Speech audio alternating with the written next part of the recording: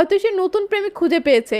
মুস্কানকে নিয়ে এসব কথা কিউজুন সহ্য করতে পারে না, তাই তার মাকে এসব বলতে নিষেধ করে। আসলে কিউজুনের মা দুইটি কারণে মুস্কানকে পছন্দ করে না। একটি হলো মুস্কানের সন্তান হচ্ছে না দেখে, আর একটি কারণ ইদানিং মুস্কান শাশুড়ির সাথে একটু খারাপ ব্যবহার করেছে। অন্যদিকে মুস্কানও ছেলেটির সাথে বাসার সামনে চলে এসেছে। আসলে ছেলেটি মুস্কানের ছোটবেলার বন্ধু, তার নাম ডঙ্গি। সে একজন অ্যাক্টর, নাটক সিনেমায় অভিনয় করে। তো এর মাঝে কিউজুনের মা মুস্কানের জিনিসপত্র প্যাক করে এনে মুস্কানকে বলে, বাহ খুব ভালো, খুব তাড়াতাড়ি দেখি নতুন প্রেমিক খুঁজে পেয়েছো।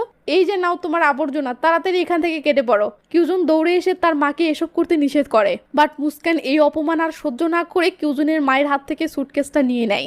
এটা দেখে কিউজুন মুস্কানকে আটকানোর জন্য সুটকেসের অন্য সাইড ধরে মুস্কানের চোখের দিকে এমন মায়াবী এক নজরে তাকিয়ে থাকে। মুস্কান কিউজুনের চোখের ভাষা বুঝতে পারে, বাট তারপরেও সে রাগ করে চলে যায়। আর বেচারা জুন তখন সেখানেই দাঁড়িয়ে মুস্কানের চলে যাওয়া দেখতে থাকে, আর তার ভীষণ খারাপ লাগে। এরপর কিউজুন তার অ্যাসিস্ট্যান্ট মোংকে দিয়ে অনলাইন থেকে ডঙ্গির নারী নক্ষত্র খুঁজে বের করে। এর পরের সিনে দেখা যায় মুস্কান তার বন্ধুদের সাথে একটা পার্টিতে এসেছে। তার বন্ধুরা সবাই মিলে তাকে লাল পানি খাওয়ার জন্য ফোর্স করলেও সে বারবার বলে, আমি এসবই অভ্যস্ত না। ঠিক সেই সময় লিন নামের একটি ছেলে এসে তাদের সাথে যোগ দেয়। একটু পর লিন মুস্কানের জন্য লাল পানি এনে মুস্কানকে অফার করলে বরাবরের মতোই মুস্কান লিনকেও বলে যে সে এসব খায় না। লিন বলে, এটাতে অ্যালকোহল নেই, খেতে পারো। কি আর করার, মুস্কান তখন নিয়ে নেয়। এমন সময় সেখানে কিউজুন আসে ও সে মুস্কানকে তার সঙ্গে বাড়িতে ফিরে যেতে বলে, কিন্তু মুস্কান কিউজুনের মুখের উপর না করে দেয় ও বলে, তোমার মা আমাকে বাড়ি থেকে বের করে দিয়েছে, আমি সেই বাড়িতে কিছুতেই যাব না। তখন কিউজুন মুস্কানের হাত ধরে টেনে নিয়ে যেতে ধরলে লিন কিউজুনের কাঁধে হাত রেখে কিউজুনকে থামিয়ে বলে,